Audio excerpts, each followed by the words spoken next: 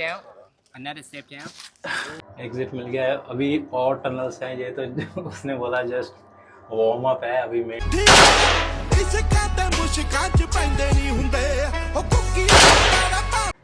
वहाँ पे बंदे को लेटाते थे, गर्दन उस तरफ, और वो रस्सी काटते थे। हेलो गाइस, क्या हाल चाल है? स्वागत है आपका मेरे यूट्यूब चैनल पे और मेरी एक नई वीडियो में। तो इस वक्त हूँ मैं वियतनाम की सबसे बड़ी सिटी होन ची मी सिटी में, जिसको सेगन भी बोलते हैं। कल रात ही मैं यहाँ लैंड हुआ था, तो कल काफ़ी रात हो गई थी, इसलिए कहीं घूम नहीं पाया। तो अभी सभी सुबह सुबह निकला हूँ घूमने। तो थोड़ा पहले जान लेते हैं वीज़े के बारे में। इंडियंस के लिए यहाँ का वीज़ा ऑन अराइवल नहीं है, आपको ई वीज़ा लेना पड़ता है, जो कि ऑनलाइन आप ले सकते हैं। तो करेंसी यहाँ चलती है वियतनामी डोंग, जो कि एक डोंग इज़ इक्वल टू है 300 रुपये इंडिया के। तो इनकी करेंसी पे फ़ोटो है, वो है अंकल हो की फ़ोटो, जो यहाँ के पहले प्रेसिडेंट थे। तो वियतनाम की जो पॉपुलेशन है वो है लगभग 100 मिलियन, और हो ची मी सिटी की पॉपुलेशन है 9 से 10 मिलियन। तो वियतनाम की कैपिटल है हनोई, लेकिन सबसे बड़ी और बिजीएस्ट सिटी है हो ची मी सिटी, यही सिटी, और इसको साइगोन भी बोलते हैं। तो इस वक्त मैं जा रहा हूँ वियतनाम का मशहूर वॉर म्यूज़ियम देखने। तो इस वक्त हूँ मैं हो ची मी सिटी के बाहर वॉर रिमेंट्स म्यूज़ियम में, जो कि 1975 में जो वियतनाम और अमेरिका की जंग हुई थी, उसमें जो सारे वेपन्स, टैंक्स वगैरह यूज़ किए गए, वो सारे इधर ही रखे हुए हैं। तो ये म्यूज़ियम दुनिया के सबसे इम्पैक्टफुल और इमोशनल म्यूज़ियम में से एक है। इस म्यूज़ियम को पहले exhibition house of US and puppet crimes भी कहा जाता था, लेकिन बाद में इसका नाम बदल दिया गया। तो ये सारे टैंक, प्लेन्स, फाइटर जेट्स, ये सारे यूएस के थे, जो वॉर के बाद यहीं छोड़ के वो चले गए, और अभी इन्होंने ये म्यूज़ियम में सजा के रखा हुआ है। तो उस ज़माने में इतने एडवांस और पावरफुल वेपन होने के बावजूद भी अमेरिका जैसी एक सुपर पावर वियतनाम जैसी कंट्री को नहीं हरा पाई।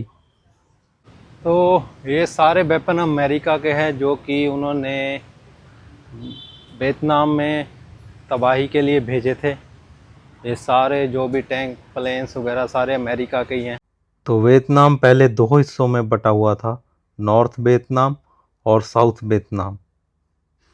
तो नॉर्थ वियतनाम के जो सबसे बड़े लीडर थे होन ची मी, उनको सपोर्ट था सोवियत यूनियन का और चाइना का, और दूसरी तरफ साउथ वियतनाम को सपोर्ट था यूएसए का। तो जंग इसलिए हुई क्योंकि नॉर्थ वियतनाम चाहता था कि साउथ वियतनाम भी उनके साथ मिल जाए और पूरा देश कम्युनिस्ट बन जाए। लेकिन अमेरिका को ये डर था कि अगर वियतनाम कम्युनिस्ट बन गया तो उनके पड़ोसी देश लाओस, कंबोडिया, थाईलैंड भी एक एक करके कम्युनिस्ट बन जाएंगे। तो इसी वजह से जंग हुई, और लास्ट में 30 अप्रैल 1975 को नॉर्थ वियतनाम की आर्मी ने साउथ वियतनाम को हरा दिया और उनकी राजधानी साइगोन पे कब्जा कर लिया, जो कि आज है होन ची मिन सिटी, जहाँ ये म्यूज़ियम है। तो भाई ये जो मेरे पीछे मशीन है, ये फ्रेंच द्वारा वियतनाम की गवर्नमेंट को सजेस्ट की गई थी, जो कि यहाँ के जो मतलब विद्रोह करते थे, जहाँ मतलब एक तरह से इनकलाब करते थे, उनको सज़ा देने के लिए ये मशीन बनाई गई थी। तो मैं आपको दिखाता हूँ इस मशीन के। तो यहाँ वो बंदा लेटाते थे, गर्दन उस तरफ, इस तरफ गर्दन, और ऊपर से वो 50 किलो का वेट का जो ब्लेड आके गिरता था सीधा गर्दन पे और बंदा तमाम। तो ऐसे यहाँ पे जो इनकलाब करते थे, मतलब जो विद्रोह करते थे, उनको सज़ा दी जाती थी। और लास्ट ये बंदा था जिसको यहाँ सज़ा दी गई थी, इस बंदे को। तो इसकी मशीन का नाम ये है, मे बी, आई डोंट, क्या नाम है मुझे प्रनाउंस नहीं करना आता। और इसकी हाइट है 4.5 मीटर और ब्लेड का वेट है 50 किलो। तो ये पिंजरे या केज इस्तेमाल होते थे कैदी रखने के लिए। यहाँ ऐसे करके कैदियों को रखा जाता था इन पिंजरों में। और ये यहाँ एक बैरक भी बनी हुई है, जेल भी बनी हुई है। पहले तो मैं अंदर देख कर डर गया था, मुझे लगा अंदर सच में कोई है, लेकिन वो सिर्फ एक पुतला ही बैठाया हुआ है और उसके पैरों में जंजीर डाली हुई है। तो ये बताते थे कि पहले कैसे रखते थे।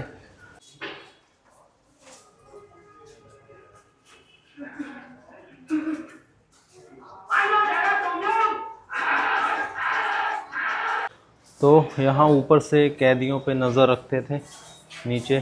तो पहले इधर में भी बहुत सारी ऐसे बैरक्स थी। ये आपको देखने में असली लग रहा होगा, लेकिन ये दीवार है, सिर्फ ये पेंटिंग बनाई हुई है दीवार पे। और यहाँ देखिए ये चमगादड़ कितने सारे बैट्स, मुझे लगा ये डमी है। वो छत पे भी कितने लगे हुए हैं। तो यहाँ आपको ऐसी बहुत सारी चीज़ें देखने को मिल जाएगी, बहुत सारी ऐसे टूल्स बने हुए मिल जाएंगे जो कि यूएस आर्मी वियतनाम के लोगों को टॉर्चर करने के लिए इस्तेमाल करती थी। और यहाँ आपको बहुत बड़े बड़े बॉम्ब शेल भी देखने को मिल जाएंगे, और इससे आप अंदाज़ा लगा सकते हो कि कितनी तबाही हुई होगी और कितनी बमबारी की होगी यूएस आर्मी ने वियतनाम पे। तो ये बिल्डिंग पहले अमेरिकन मिलिट्री इंटेलिजेंस के काम आती थी वॉर के समय। बाद में इधर ये म्यूज़ियम बना दिया गया और सारा जो भी जंग के दौरान सामान वेपन यूज़ हुए वो सारे इधर जमा कर दिए गए। तो ये म्यूज़ियम जंग के 4-5 महीने बाद ही ओपन हो गया था पब्लिक के लिए। और यहाँ आपको बहुत सारी जंग के दौरान यूज़ की हुई चीज़ें देखने को मिल जाएंगी, और जिस जिस कंट्री ने सपोर्ट किया था वियतनाम को उनकी भी आपको न्यूज़पेपर लगे हुए देखने को मिल जाएंगे। लेकिन जो सबसे भयानक वेपन यूज़ किया था यूएस आर्मी ने वियतनाम के ऊपर, जो कि बहुत ही डेडली वेपन था, उसका नाम है एजेंट ऑरेंज वेपन।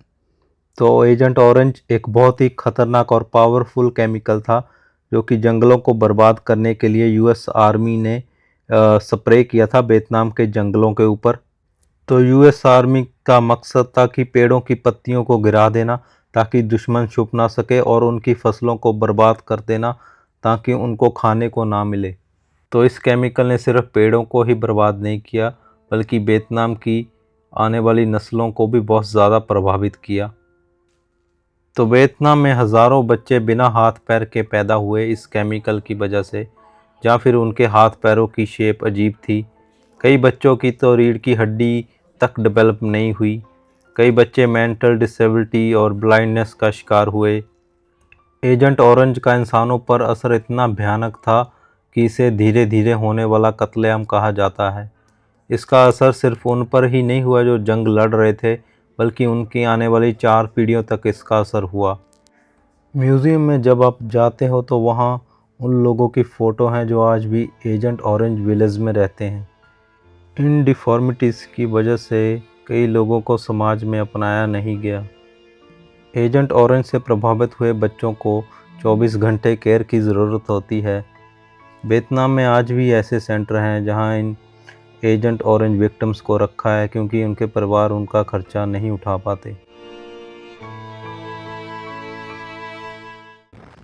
तो म्यूज़ियम देखने के बाद अभी मैं जा रहा हूं यहाँ की मशहूर टनल्स देखने, जो कि वियतनाम आर्मी ने यूएस आर्मी के साथ लड़ने के लिए बनाई थी, जो कि एक बहुत ही अच्छी जगह है देखने के लिए।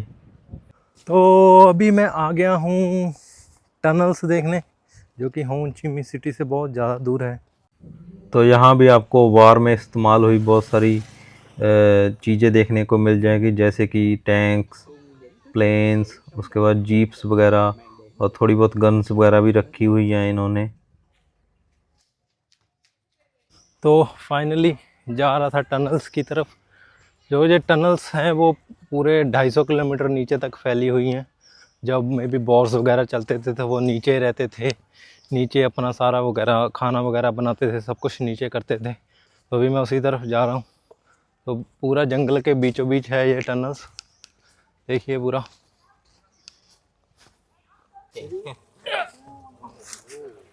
One more step down. Another step down. Hang on, wait, hang on. Now you put the leaves on top of the wooden lid Okay. for camouflage.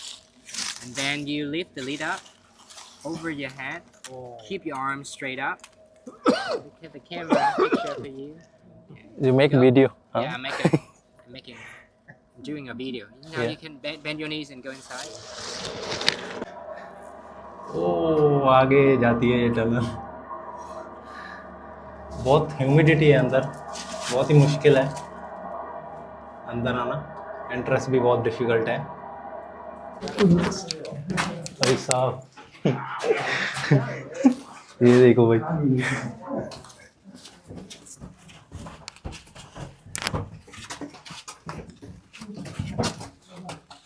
ये तो बंद है।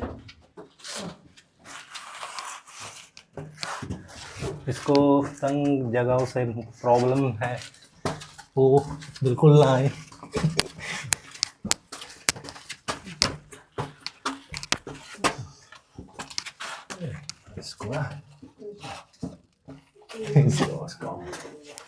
ये भी बंद है।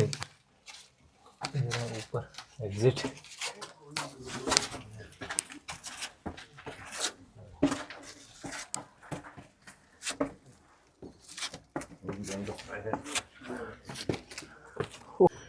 तो ये जो आप देख रहे हो ये कोई पत्थर नहीं है, ये एक वेंटिलेशन सिस्टम है।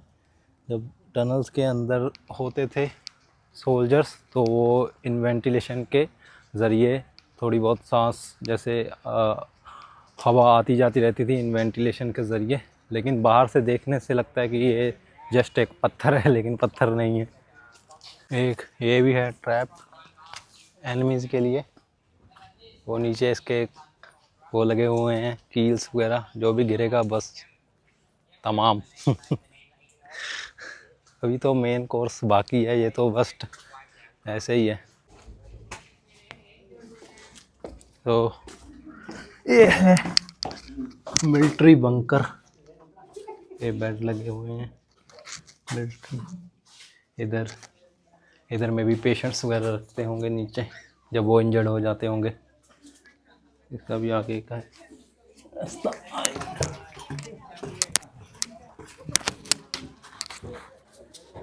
इधर भी है, उधर भी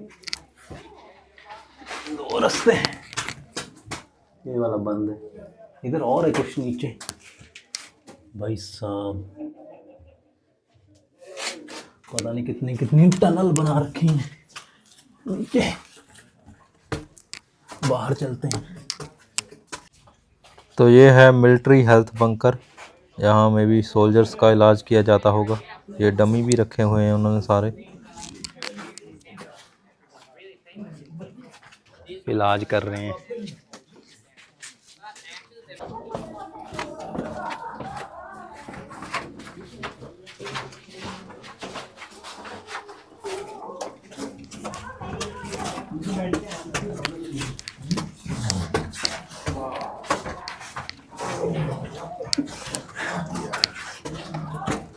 पूरा बैठ के जाना पड़ रहा है, इधर बिल्कुल भी जगह नहीं है।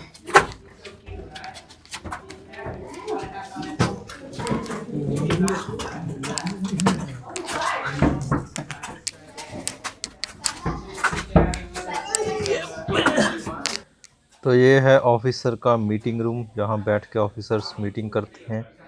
और यहाँ टनल्स का पूरा मैप भी लगा हुआ है, और यहाँ बहुत सारी डमी रखी हुई है ऑफिसर बना के, जो कि ये दर्शाते हैं कि ऐसे बैठ के ऑफिसर्स मीटिंग करते थे यहाँ। ये है बहुत ही मुश्किल रास्ता, इधर से बैठ बैठ के जाना पड़ रहा है।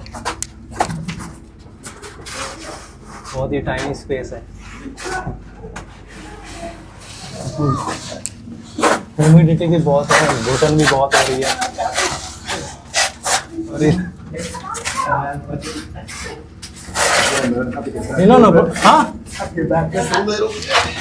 okay. There we go.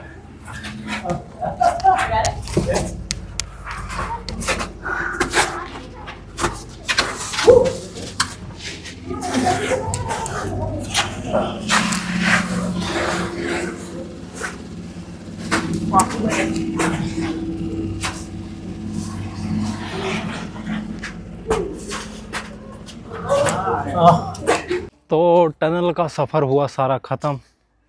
सारी टनल्स नहीं घूम पाए क्योंकि उसके लिए एक्सपर्ट टूर गाइड चाहिए साथ में। जितनी भी हो सकी थी घूम ली। अभी जाऊंगा मैं शूटिंग रेंज। शूटिंग रेंज जाऊंगा, AK-47 चलाऊंगा। वाह।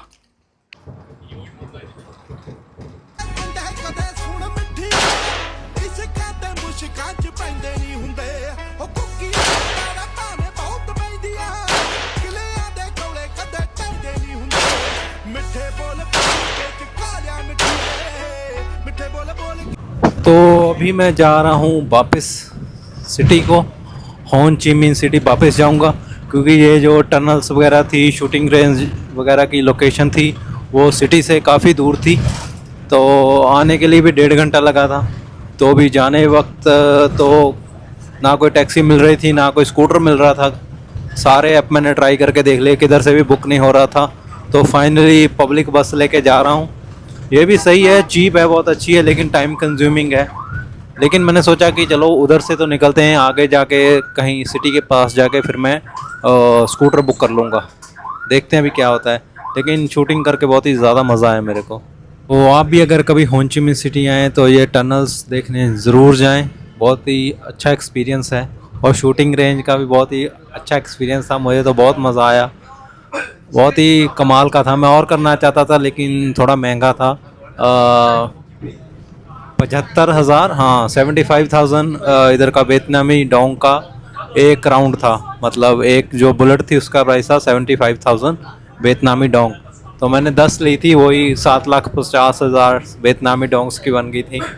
ठीक था, अच्छा एक्सपीरियंस था, मुझे तो बहुत मज़ा आया। मैं और चलाना चाहता था, लेकिन फिर टाइम इजाज़त नहीं दे रहा था, वापस भी जाना था होटल में।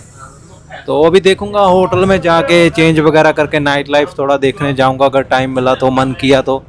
अदरवाइज़ कल को मैं फ़्लाइट लेके दनांग जा रहा हूं, तो देखते हैं फिर क्या होता है। होटल पहुंच के पता चलता है मूड पे। तो वापस आ गया था रूम में, कहीं भी घूमने नहीं गया क्योंकि बहुत ज़्यादा थक चुका था मैं। और कल सुबह मेरी फ़्लाइट भी है अर्ली मॉर्निंग, तो इसलिए मैं गया नहीं कभी। अभी रात को कहीं घूमने नहीं गया, नाइट मार्केट कुछ नहीं देखा, क्योंकि सुबह फिर जल्दी उठना पड़ेगा। लेकिन प्लस पॉइंट ये है कि मेरा होटल है जो एयरपोर्ट के पास में ही है, 10-15 मिनट की वॉक है। तो सुबह जल्दी उठ के, तो 15 मिनट है तो चला जाऊंगा उठ के। तो मेरी फ़्लाइट है दनांग की, तो मैं सुबह फ़्लाइट लेके दनांग जाऊंगा, फिर उधर घूमेंगे एक दिन, फिर उसके बाद नेक्स्ट डे मेरा डिपार्चर है।